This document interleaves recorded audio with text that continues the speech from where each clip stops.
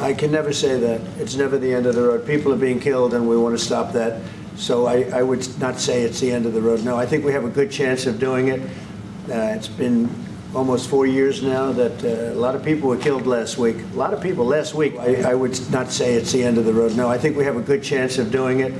It's been almost 4 years now that a lot of people were killed last week. A lot of people last week. I mean, millions of people killed, but a lot of people last week for whatever reason. A big number, a lot of soldiers, on both sides. And I know the president, I know myself, and I believe Vladimir Putin wants to see it ended. And as you met with Putin on Friday, today you've got President Zelensky here. As you listen to Russia and Ukraine, which side has the better cards? Well, I don't want to say that. I'm just here to be. Look, this isn't my war. This is Joe Biden's war. He's the one that had a lot to do with this happening, and we want to get it ended. And we want it to end good for everybody. We want it to end good. The people of Ukraine have suffered incredibly. And to that point, President Zelensky, are you prepared to keep sending Ukrainian troops to their deaths for another couple years, or are you going to agree to redraw the maps? Thank you for your question. So, first of all, we live under each day attacks. That today have been a lot of attacks and a lot of wounded people, and the child was dead, small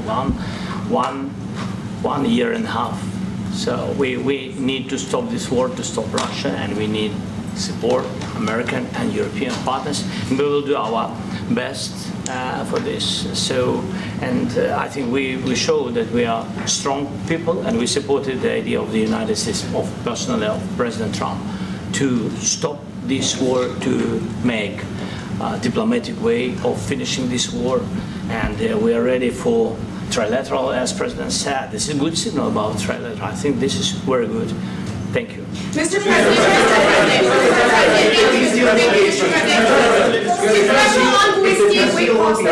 yes. If the peace deal will be achieved, are you going to be willing to send American peacekeepers to Ukraine? Well, we're going to work with Ukraine. We're going to work with everybody, and we're going to make sure that if there's peace, the peace is going to stay long-term. This is very long-term. We're not talking about a 2-year peace and then we end up in this mess again. We're going to make sure that everything's good. We'll work with Russia. We're going to work with Ukraine, and we're going to make sure it works.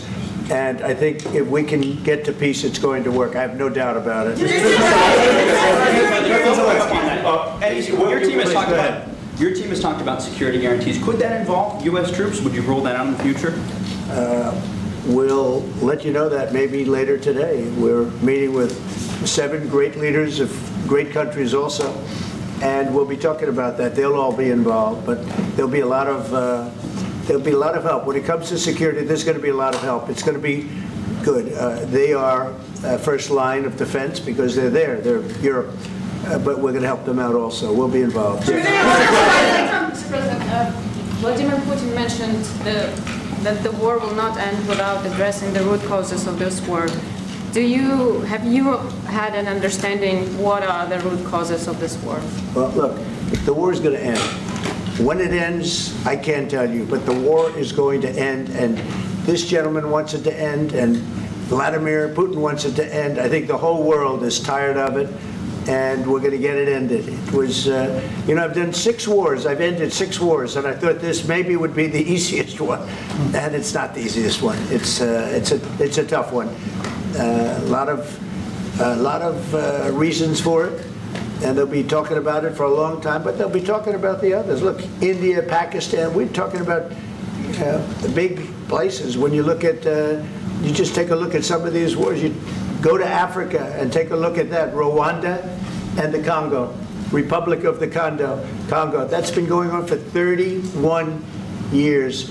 And so we've done a total of 6, and we really have 6, not including the fact that we obliterated, and it turned out to be a total obliteration, the nuclear, as you said, the future nuclear capability of Iran. And this one, I think we're going to get solved also. I feel confident we're going to get it solved. Thank you, Mr. President. Can you tell us about your conversations with European leaders and what they need to see to support an end to the war? Yeah, well, we're going to be meeting with a great representative group and 7 very powerful, very big countries, and great people, all friends of mine and friends of yours. And we're going to have some suggestions made. They want to see peace. They would like to see peace. President Trump, you said last In the red, in the red. President Trump, do you think it's fair to, for Ukraine and for Russia to achieve a lasting and durable peace if Ukraine cedes its territories that Russia hasn't yet conquered? Do you think it's a fair peace for Ukraine? We're going to have a lasting peace. Just to answer the first part of your question, we're going to have a lasting peace. I hope it's going to be immediately. I hope it doesn't have to go on. And I think people of the whole world is going to be very happy when that's announced. Just Mr. President, you posted on social media, Mr. President, a very touching letter from the First Lady, and the letter was hand-delivered to President Putin, and it calls for an end to the war, essentially, because of the children and the children's future. Why did the First Lady feel that letter was necessary? Was it because she believes that Mr. Putin is a similar letter being hand-delivered to President Zelensky? So the First Lady felt very strongly. She's watched the same thing that you watch and that I watch. I see things that you don't get to see, and it's horrible. But when she's got a great love of children, she has a wonderful son that she loves, probably more than anybody, including me. I hate to say it, but she loves her son. She loves children. And she hates to see something like this happening, and that goes for other wars too. I mean, she sees the heartbreak, the parents, the funerals that you see on television. Always funerals. We want to see something other than funerals. No, she felt it was a beautiful letter. It was very well received by him, and she did ask me to say, you know, she would love to see this end. She would love to see it end, and she says it very openly, very proudly, and with great sorrow, because so many people have been killed. Mr. President, last week, Brian, go ahead, Brian. Yes, sir. I've got a question for each of you. Yes. First of all, Mr. President Zelensky, you look fabulous in that suit. I said the same thing. Yeah, you look good. I said the same thing. Yeah, looks good on I you. said the one that attacked you last time. See, now I remember that. Yeah, I apologize to you. You look wonderful. No, my first question for you, President Zelensky. In the same suit. You see, I changed, you are not. Maybe yours is much better. Real quickly, upon peace, God willing we get peace, are you open to holding an election in your country? Yes, of course. We are open for election, yes. We have to do safety circumstances, and a little bit we need to work in the parliament, because during the war you can't have elections, but we can do security. We need, maybe, how to say, we need a truth, yes, everywhere, in the battlefield, in the sky, in the sea, yeah, to make possible for people to do democratic, open, legal elections. So you say during the war you can't have elections. So let me just say 3.5 years from now, so you mean if we happen to be in a war with somebody, no more elections? Oh, that's good. I wonder what the fake You like news this idea? is. Yeah. No. Speaking of news, I got a question for you. This sounds insane for me even to ask this, but do you think the American media really doesn't even want a peace deal because they've been so critical of you every step of the way as you lead the charge for peace? It's an amazing phenomenon. I said that if in the settlement you got Moscow, St. Petersburg, and thousands of miles around them, they would say I made a bad deal. The level of hatred and animosity is incredible. Not with all. I mean, we have great people up here. We also have terrible people up there that I think are told what to say.